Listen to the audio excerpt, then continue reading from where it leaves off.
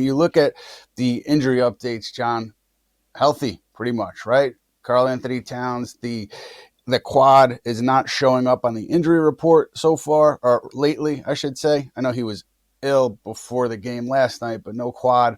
Josh Hart, no back. Mitchell Robinson, no ankle, no foot. So far, so good right now with the status of the health of this group. As you know, that's going to be the most important thing for them going into the playoffs is to be healthy. But Mitchell Robinson, for him to do what he did last night, it's such a short amount of time. And he just reminded you, if you needed a reminder, how much he can impact the game, how much he can wreck a game. And, with Mitch, is he going to be healthy? Is he not going to be healthy? That's always a question. Is the grass greener somewhere else? Do we get somebody else in here? That's always a question. But when he's healthy, I mean, John, you've been watching him for a while. Does anything surprise you at this point with him? Does anything surprise me? I mean, it's Mitch, so he might say something that's surprising every now and then because you never know. But no, it really doesn't. I guess maybe the most surprising thing about Mitch, like big picture wise, is when he first came into the career or came into the league, he was defined by inconsistency. And I would say for years, it was just like, all right, it might be a good half, it might be a good game, it might even be a good week or so.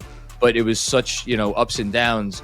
And now you could argue that when Mitchell Robinson is healthy and feeling right, what he gives you on both ends of the floor is as consistent as any Knick in terms of what they're, reliably, you're getting the best offensive rebounder in the sport. You're getting a guy who is, I don't know, top 3, top 5 in terms of covering the pick and roll.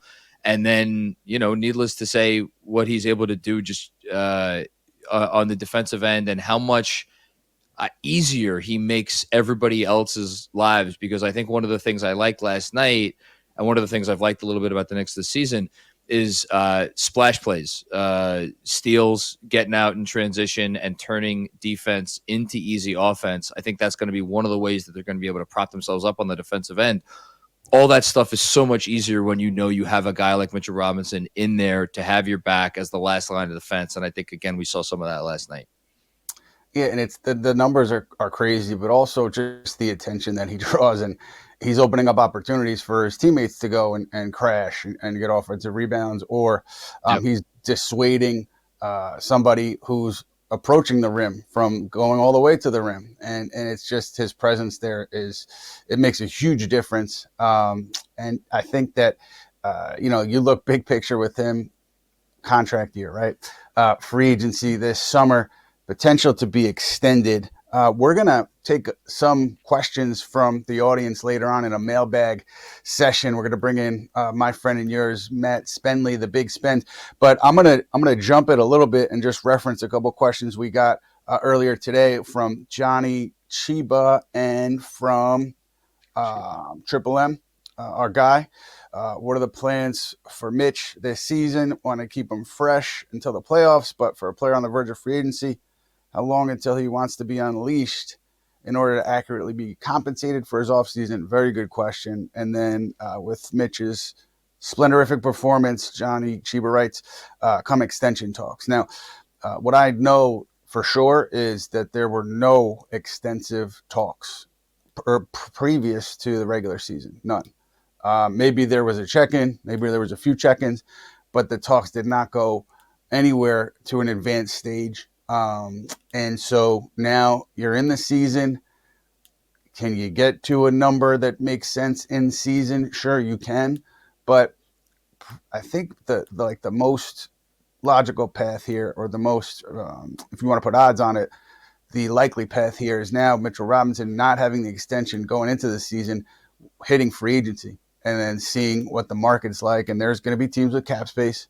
And if he's healthy, he's going to be very attractive on that open market. So look, maybe the Knicks surprise me and they do get a deal done in season. Historically, you haven't seen that a ton. You saw it with Miles McBride, but with Mitch Robinson, if he has this impact on the floor when he's healthy, even though the Knicks are limiting him, teams know what he can do when he's continuing to show it. He's going to draw a lot of interest in free agency. But again, just to restate it, because I do think it's important, nothing extensive, nothing substantive. in terms of conversations about an extension between Mitchell Robinson and the Knicks entering the regular season, John?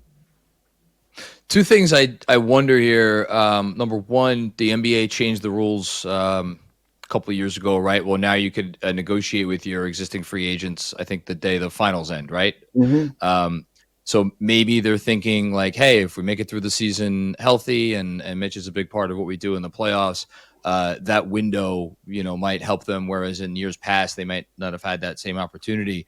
And then the other thing, just that I kind of keep in the back of my mind, and I don't know if this is part of the Knicks calculation here, but if you do extend Mitch in season, and you would imagine that you're going to be extending him for a significant number if he's going to be willing to accept it at this point, then that means, from Jump Street, when the new league year starts, you might be over the second apron or very close to the second apron, and it might impede your ability to do some different things. Whereas if you do not extend him in the season, then at least it gives you that additional little bit of leeway for if, say, again, just spitballing here, you need to do some maneuvering where to stay under the apron, and then maybe you could take care of other business later. So I just think for as much as this front office likes to settle its family business, so to speak, early, they also seem to value a certain modicum of flexibility and optionality when it comes to certain things. So this seems to be one of those situations where it's maybe towing the line between those two things. So it'll be interesting to see how it resolves itself. But, as a fan of the team, I don't ever want to see Mitchell Robinson wearing another uniform. I love Mitch's Nick. There's two kind of homegrown players here that, to me, you look at the macro perspective and you look at Miles McBride, like they're going to have to pay him at some point too. Mm-hmm. And so you're going to pay Mitchell Robinson, you're going to pay Miles McBride. And what do your finances look like then? How much does that limit you in terms of what you can do around the edges, team building? So I have no idea if it's one or the other, or they could definitely do both. I don't know. I just know that those two things are kind of staring the Knicks in the face in a bigger picture sense. Obviously not right now, but just something that I'm keeping an eye on as we get through this thing. Because Miles McBride, Mike Brown said it, he was the most important player on the floor last night in terms of getting the Knicks going, changing the energy on the floor, pushing the ball, creating, knocking shots down. And Mike Brown made sure to make it clear in his post-game press conference how much he appreciated McBride's effort. So he's very important to what the Knicks want to do. And yeah, so far so good there.